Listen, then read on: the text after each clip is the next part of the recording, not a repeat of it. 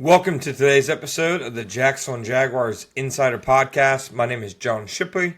I am your host and beat reporter, and I have been your beat reporter covering the Jacksonville Jaguars for On SI every single day since August 2019, and we are continuing to move forward through yet another offseason together. As always, you can always find our 100% free, 24/7 boots on the ground coverage of the Jacksonville Jaguars when you follow us on social media such as Facebook or Twitter at Jaguars on SI.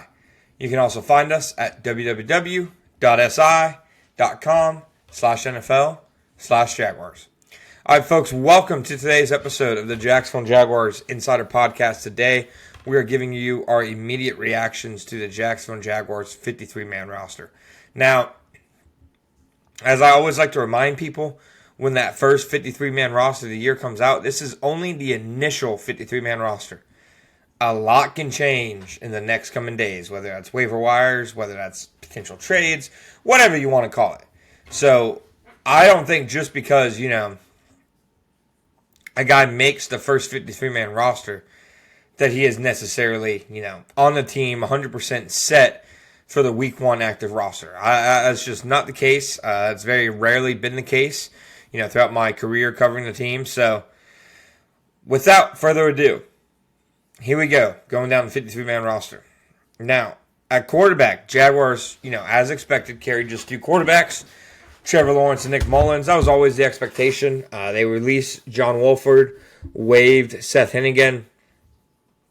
Maybe you see both on the practice squad. Maybe you just see one. I do know, from talking to people with the team that they were really impressed by what they saw out of Seth Hennigan, in training camp in the preseason. And he is a guy who they want on their practice squad. So I do expect that, to happen. He's a guy who, quarterbacks normally clear waivers. Teams know who they want as their quarterbacks when they cut it down to 53 people.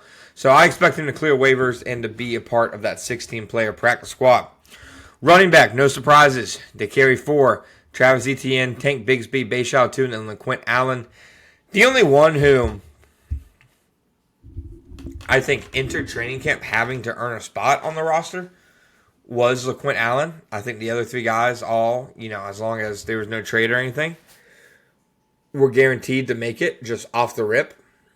Bayshaw Tune is somebody who his momentum has really increased the last couple weeks. But Allen, to me, won a spot on the roster. I'm not sure they necessarily wanted to carry four running backs, but to me, Allen won a spot. He earned it. He deserves it. Was the best pass blocking running back throughout all of training camp. There's a good chance as a 7th round rookie, he could play a role as their third down running back, which to me, one of the last guys picked, in the entire draft, and he can now have a potentially sizable role on one of the most important parts of your offense. At wide receiver, they kept 5, Brian Thomas Jr., Travis Hunter, De'Ami Brown, Parker Washington, and Austin Trammell. So Trammell was easily the 5th best receiver during training camp. That won't be denied. But if there's one position group where I could see them adding a guy to in the next coming days, it has to be wide receiver. They are too much of a slot-heavy team right now. Austin Trammell, as productive as he was, is a small slot receiver who can also be a returner. They have that in Parker Washington. They have a slot receiver in Travis Hunter. De'Ami Brown's not a particularly big guy. So, they need to add some size at wide receiver. Austin Trammell is certainly not that. But if you're going just purely off of, we don't want to risk, this guy leaving our building, I understand why Trammell, above all the other receivers, was kept. Eli Pankel was waived with an injury designation. Could see him coming back and, being IR'd. Trenton Irwin, who I thought had a chance when he signed, but he just didn't do enough, in my opinion, in camp and in the preseason. So there you go. Austin Trammell is your number 5 receiver. Maybe they add a 6th receiver. Maybe they add a different number 5 receiver. Only time will tell. But for right now, that is Austin Trammell's spot. Tight end, I think you're going to see more and more teams start to carry only 3 tight ends. For the Jaguars, it was obviously Brenton Strange, Hunter Long, and Johnny Munt. There were no other tight ends who, frankly, had a chance at making this one. It was always going to be those three guys. It is Brendan Strange's position, and then Hunter Long and Johnny Munt are kind of auxiliary options behind him. Each guy has flashed some. Johnny Munt, they really like as a blocker. They believe that he can win from a lot of different alignments and techniques, which would obviously be, very helpful for their running game moving forward. He knows the scheme after playing for Kevin O'Connell in Minnesota the last few years, and he played for Sean McVay in Los Angeles. Hunter Long, another guy who, has been in Los Angeles for the last few years, so he knows it's not the exact scheme, but he knows, a big part of it from being with Sean McVay and being with the Rams. I think that for the Jaguars, tight end position it's clear that they have one guy who's going to have the lion's shares of the snaps, and then when they go 12 personnel, maybe 13 personnel, they have two guys who can go in there and kind of fill in.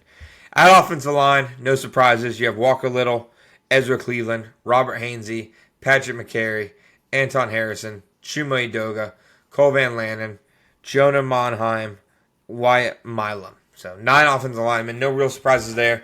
The best thing I think for them is that Cole Van Lanen, along with some other guys who are banged up, Buster Brown, for example, Wyatt Milam, did not enter the season on injured reserve in any capacity. So I think that's definitely a positive for the Jaguars. Edge, the Jaguars surprisingly kept 6. They kept Josh Hines-Allen, Trayvon Walker, Emmanuel Ogbah, DeJuan Smoot, and then undrafted free agent rookies B.J. Green and Danny Strigal. Now, again, Green and Strigal are both guys who I think, you can kind of lump into that group from earlier where, yes, they made the initial 53-man roster, but we'll see in the coming days just how solidified that is, whether they're kind of just being placeholders and the Jaguars maybe necessarily don't want to waive them right now because, if you waive them later on in the week, then, some teams already put in their claims. They already know which guys they kind of want to finish their 53-man roster with. You might have a better chance to sneak them onto the practice squad if you waive them later on. I think if they add somebody at some position, that B.J. Green could still have a chance to stick on. Had a really encouraging preseason as a pass rusher, and they clearly like both guys. At defensive line, no real surprises at defensive tackle. You had Eric Armstead, Devon Hamilton, Mason Smith, Austin Johnson, and Colin Saunders.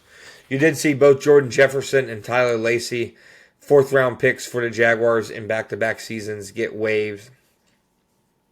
As a whole, James Gladstone more or less took a flamethrower to the bulky era picks, and not many people left it unscathed, especially the 2024 class. Brian Thomas Jr., Cam Little, Jarian Jones, Mason Smith, they're all obviously fine, but the other 5 players in that class are no longer on the Jaguars roster. One got waived all the way in June. The other 4 got waived this week. It just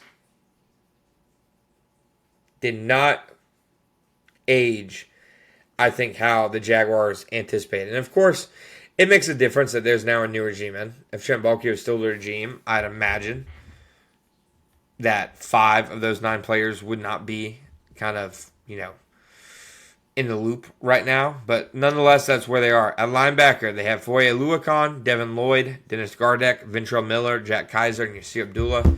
Yasir Abdullah made it because I believe Jalen McLeod, because he is on injured reserve, but he is designated to return. So you will see him at some point, but still, I see Abdullah as kind of one of the lower guys on the roster in case they add somebody. At cornerback, they have Tyson Campbell, Jarian Jones, Jordan Lewis, Buster Brown, and Christian Braswell. It's a good thing that Buster Brown didn't end up on, the designated to reserve injury list. Perhaps that means he can play sooner than later. But I think when you look at the overall defensive back depth chart, that's definitely a position you can see them adding to. At safety, of course, there was the surprising, at least to me, release of Daniel Thomas, and that left them with Eric Murray, Darnell Savage, Andrew Wingard, Antonio Johnson, and Rayon Lane. Lane kind of made Thomas expendable with his special teams play throughout the preseason, throughout training camp. They saved, I think, close to $2 million by moving on from Thomas. So not a ton of surprises. Here or there, I believe I missed, I want to say 4, maybe 5 spots on the 53-man roster. But it is clear the Jaguars are in a new era, and they no longer care about your past draft status. Thank you guys for listening to today's episode of the Jacksonville Jaguars Insider Podcast. My name is John Shipley. We'll be back next time.